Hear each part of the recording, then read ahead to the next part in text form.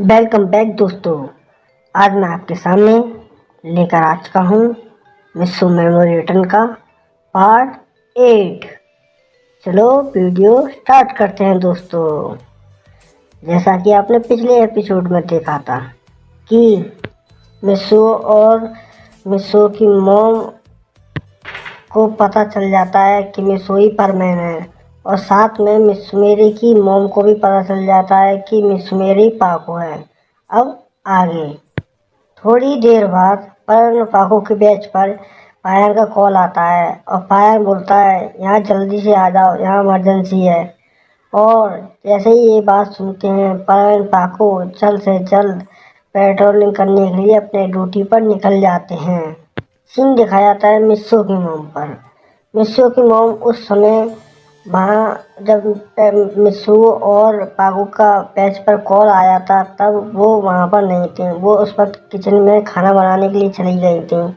जब वो आती हैं, जब देखते हैं कि मिस्सू और मिस सुमेरी कहाँ चली गई है, सुमेरी की मोम से पूछती हैं कि मिस्सू और सुमेरी कहाँ हैं।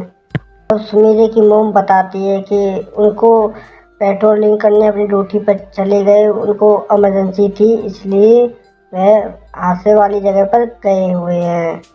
मिस्सू और मिस मेरी के रोबोट दोनों ये सब देख रहे थे। तभी मिस्सू का रोबोट बोलता है, मॉम आप परेशान क्यों हैं? ये बात सुनकर मिस्सू की मॉम बोलती हैं, अरे मैं परेशान नहीं होंगी तो क्या होंगी कि मिस्सू बिना खाना खाए हुए अपने काम पे निकल गया। कम से उसे कुछ खाना खाकर तो जाना चाहिए था। ये बात सुनकर मिस्सू और मिस मेरी की रोबोट दोनों हंसने लगते हैं और स्माइल देने लगते हैं। तो ये देखकर मिस्सू की मोम बोलते हैं, क्या हुआ, तुम दोनों क्यों हंस रहे हो मुझ पर?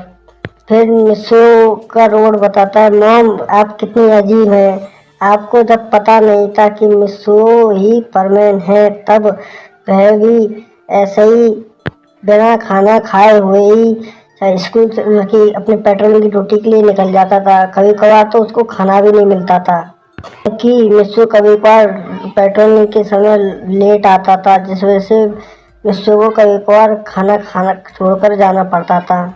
और अब आपको इतनी सी फिक्र हो रही है कि मिस्सू बिना खाना खाए चला गया, इसलिए तो हम ऐसा रिएक्ट कर रहे हैं कि आप मिस्सू की इतनी चिंता क्यों कर रही हैं। ये बात सुनकर मिस्सू की मॉम बोलती, क्या मिस्सू बिना खाना खाए ही पेट्रोलिंग करता था? फिर मिस्सू का रोबोट बताता है, जी हाँ मॉम, एक बार तो ऐसा हुआ था कि आपने उसे खाना ही नहीं दिया था। आपको 2 दिन याद है ना कि उस दिन हम बाहर घूमने गए थे और उस समय मिस्सू अपने घर पर बल्कि अपने घर पर ही था। और जब मैं वहाँ आपके साथ खाना खाकर आया था तो मिस्सू उस समय नीचे मांगने आया था कि मॉम आप कुछ खाने के लिए लाई हैं, तो आपने कहा हमें अभी तो तुमने खाना खाया था, फिर से मांगने लगे। तो उस समय वो खाना मैंने खाया था, ना कि मिस्सू ने। और पता है उसे मिस्सू को काफ़ी भूख लगी हुई थी और बिना खाए ही वह सो गया था। ये बात सुनकर मिस्सू की मोम बोलती, मैं कैसी मोम हूँ जो अपने बच्चे यानी कि बेटे को भी खाना नहीं खिला पाई और उसकी मन की बात नहीं जान पाई। मैंने अनजाने मिस्सू को काफ़ी तकलीफ पहुँचाई है।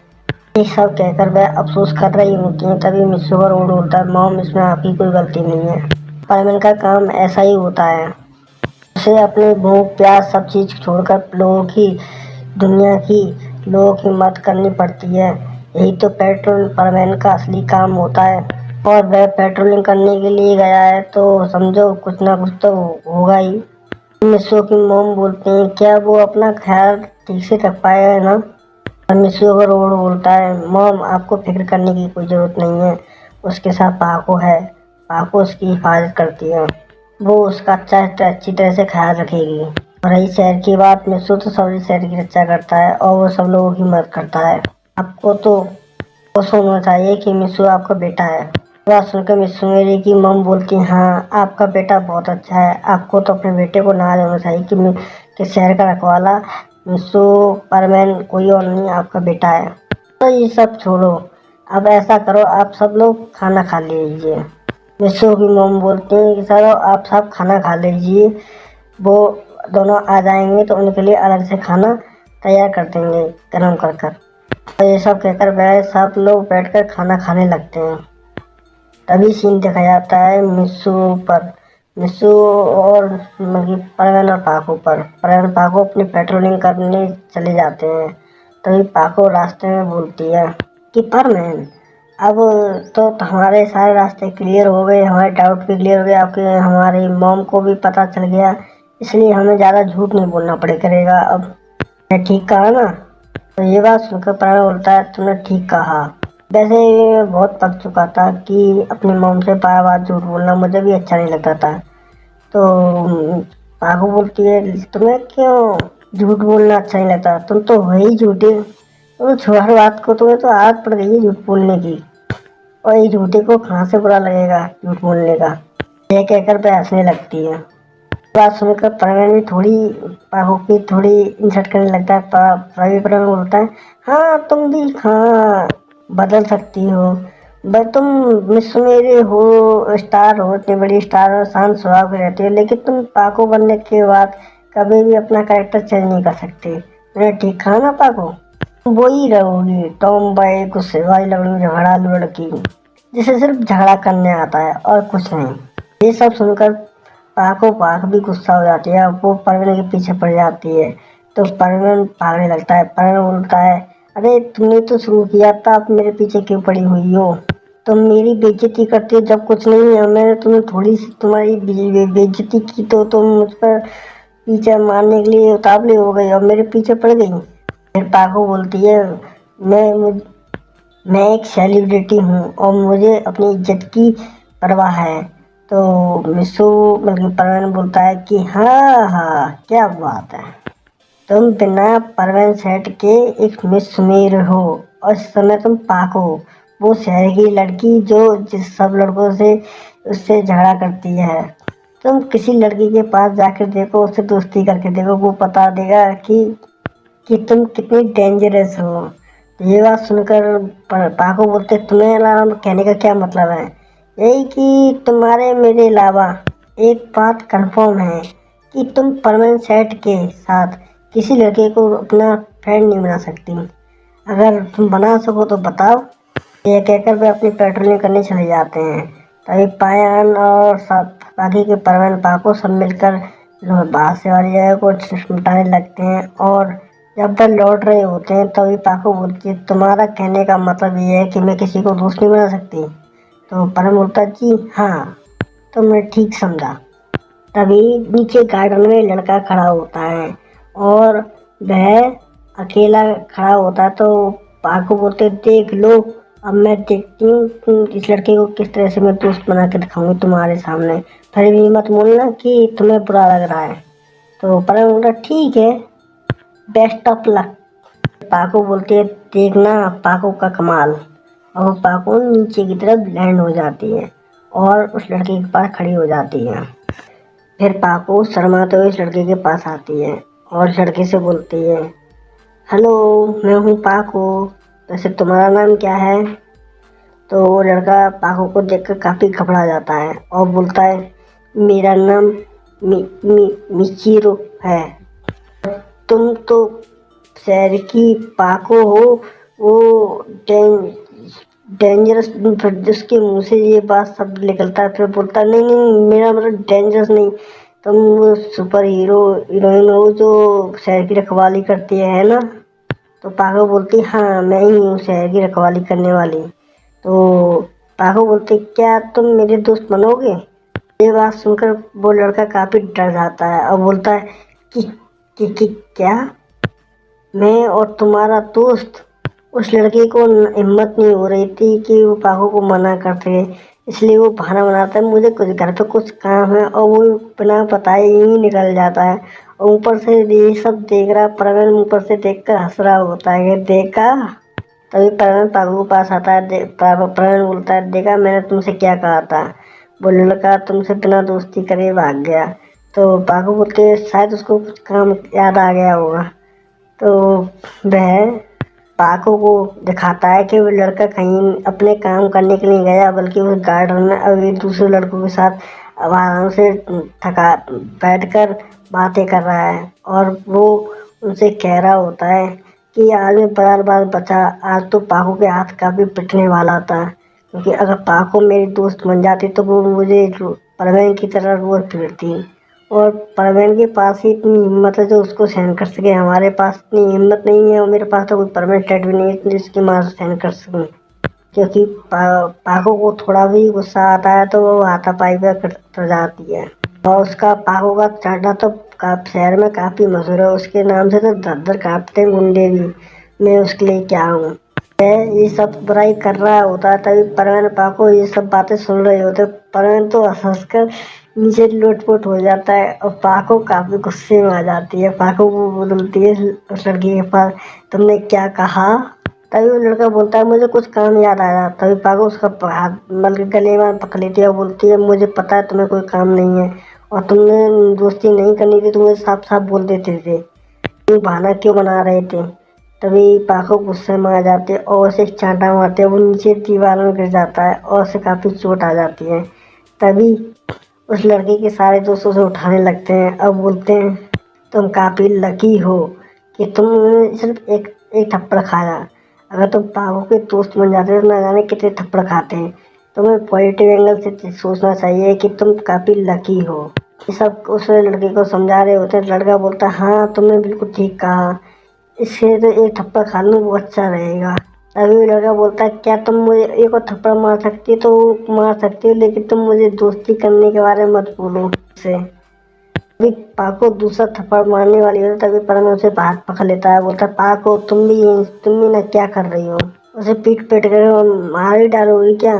तो पाको बोलती है तुम्हें पता नहीं उसने मुझे इसे मेरे बारे में क्या कहा। तो पाको परम बोलता है उसने सिर्फ कहा ही तो है, तुम क्यों गुस्सा हो रही हो, चलो। और इतना कहकर वह पाको को अपने साथ ले जाता है और वो अपने घर आ जाते हैं।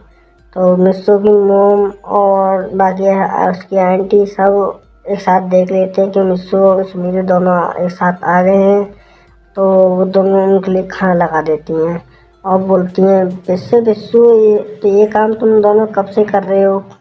मेरा मतलब है सुमीरे और मिस्सू तुम दोनों ये काम कब से स्टार्ट किया। तो वो परम बताता है कि हमें ये काम 2 साल हो गए, जब से हम 2 साल से परम ड्यूटी कर रहे हैं। क्या तुम आधी रात को ही आते थे या इससे पहले भी आ जाते थे। कि जैसे ही हमारा काम खत्म होता था हम वैसे ही आ जाते थे, कभी कभार तो हमें सुबह भी हो जाती थी। तभी मिस मेरी की मोम बोलते वैसे तुम्हारा काम काफ़ी एडवेंचर है। तो परम बोलता है यही तो रीज़न है मुझे प्रवीण बनना अच्छा लगता है, क्योंकि हमारे काम में एडवेंचर अच्छा लगता है हमको। पाको बोलती है हाँ मुझे भी एडवेंचर पसंद है। ये सब कहकर वो बातें कर ही रहे होते हैं, तभी हल्के सुमीरे को मतलब कि पाको को कुछ याद आता है और बोलती है मिस्सू मुझे कुछ याद आया, और वो इतना कहकर मिस्सू को अपने साथ ले जाती हैं। उधर मिस्सू और सुमीरे का रोड ऊपर कमरे में बैठे होते हैं, तब वो कहते हैं तुम दोनों ये क्या कर रहे हो। तो वो कहते सिर्फ बातचीत, सोचा था कि तुम आ जाएं जब तक तुम्हारा इंतजार ही कर लें। तो सुमीरे उस कमरे में आ जाते हैं। तभी पाको से परम बोलता है कि पाको तुम्हें क्या बोलना है मुझसे, जल्दी बताओ, और तुम्हें इस तरह से क्यों पर ले आई। तभी पाको क्या करती है तो वह इन दोनों की रोड की बटन दबा देती है और रोड बन जाते हैं। तो परम बोलता है ऐसी भी क्या बात हो गई थी तुम रोबोट और उनकी मिसुमेरी की रोबोट और मिस्सू के रोबोट को दोनों को बंद ऑफ करना पड़ा तुमको। तो पाको बोलते ये सीक्रेट है, मैं तुमको बताना चाहती हूँ, जल्दी बताओ क्या बात है। दरअसल बात यह है कि मेरे मिस्सू के हम शर्माते हुए कुछ बात बोलना चाहती थी लेकिन वो शर्मा रही थी। तो मिस्सू बोलता है तुमने अब क्या कर दी। सुमीरे बोलती है तुम्हें कैसे पता।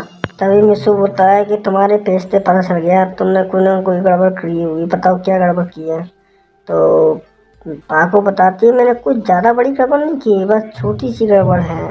मैं बोलता है सच सच बताओ क्या बात है। पाको बताते हैं कि मेरे पास एक फिल्म का ऑफर आया था और मैंने उस फिल्म के ऑफर के लिए उस फिल्म को डॉक्यूमेंट्स को पढ़कर साइन कर दिया।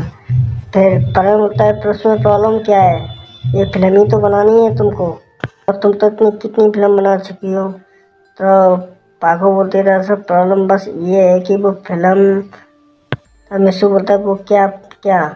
दरअसल वो फिल्म एक रोमांटिक फिल्म है और मैंने उसे साइन कर दिया है और उसके लिए एक हीरो की आवश्यकता है और मैंने इसलिए ये साइन किया क्योंकि मैं सोच रही थी कि कहीं तो तुम।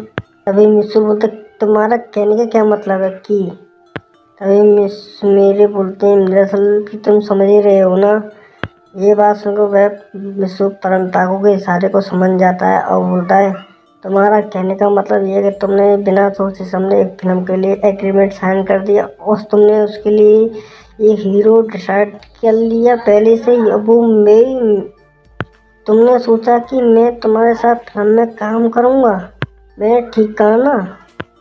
तो मिस मेरे बोलती है अरे मैं तो समझी थी तुम बिल्कुल नहीं समझोगे, तुम तो काफ़ी समझदार हो गए हो। मिस्सू बोलता है मैं कोई तुम्हारी फिल्म में काम करने वाला नहीं है। तो मिस मेरे बोलते हैं तो फिल्म तो बन के रहेगी तुम्हारे साथ या दूसरे के साथ, सोच लो। फिर मिस्सू बोलता है कि मैंने कभी शूटिंग फिल्म में काम नहीं किया, जैसे मैं एक्टिंग करती हूँ। तो मिस्सू मेरे बोलती है इसमें क्या है तुम्हें सिखाने को, तुम तो पहले से ही काफ़ी एक्टिंग जानते हो और तुम तो एक्टिंग के इतने बड़े मास्टर हो कि तुम तो अपने सारे दोस्तों को बेवकूफ़ बनाते फिरते रहते हो कि तुम ये हो वो हो ये हो। और काफ़ी बार तो तुमने मिर्ची को जैसी इंटेलिजेंट लड़की को भी बेवकूफ़ बनाया है। ये बात सुनकर मिस्सू हंसने लगता है, बोलता है ये बात तुमने ठीक कहा पाको।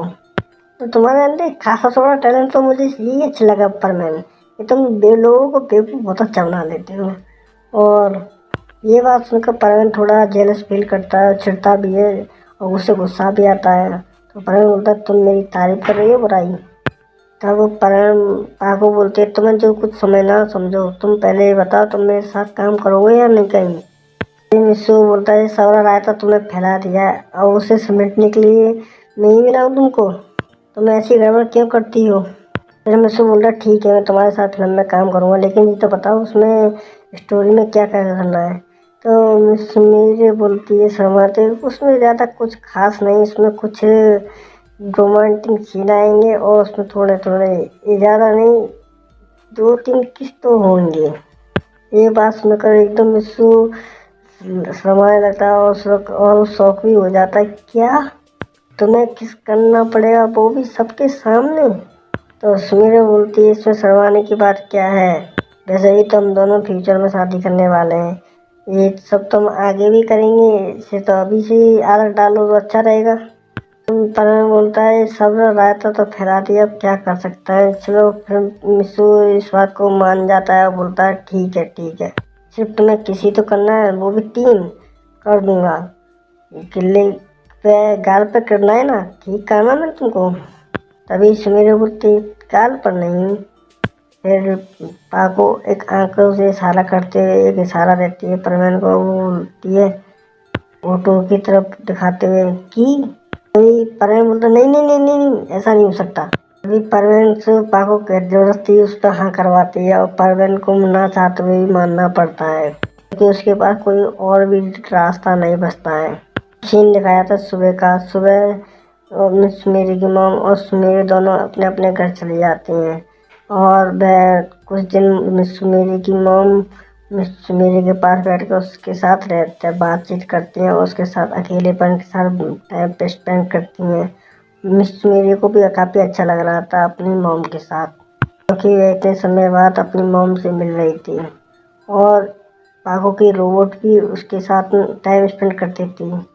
मिस मेरी की मॉम ने तो ये मान लिया कि उसकी एक लड़की नहीं बल्कि 2 लड़की हैं और दोनों ही उसकी बेटी हैं। जितना प्यार वह अपनी उसमें असली से मेरे को करती थी उतना ही प्यार वह उसमें मेरे ही रोबोट को भी करती थी। इसी तरह से काफ़ी अच्छे दिन बीत रहे थे। अब सीन आ जाता है उस दिन का। अगले दिन मिस मेरी क्या करती है, मिस से एग्रीमेंट साइन करवा लेती है और उसे हीरो के लिए कंफर्म कर लेती है और उसे फिल्म बनाने के लिए तैयार कर लेती है और उसकी शूटिंग भी चालू हो जाती है। और काफ़ी समय मिसू अच्छी शूटिंग कर रहा था क्योंकि उसे परवीन बनने का भी एक अच्छा एक्सपीरियंस था और इसी कारण वह काफ़ी अच्छी एक्टिंग भी कर रहा था। और इसी के साथ ये पार्ट यहीं समाप्त होता है। नेक्स्ट पार्ट मैं आपके सामने बहुत जल्द पेश करूँगा। ओके।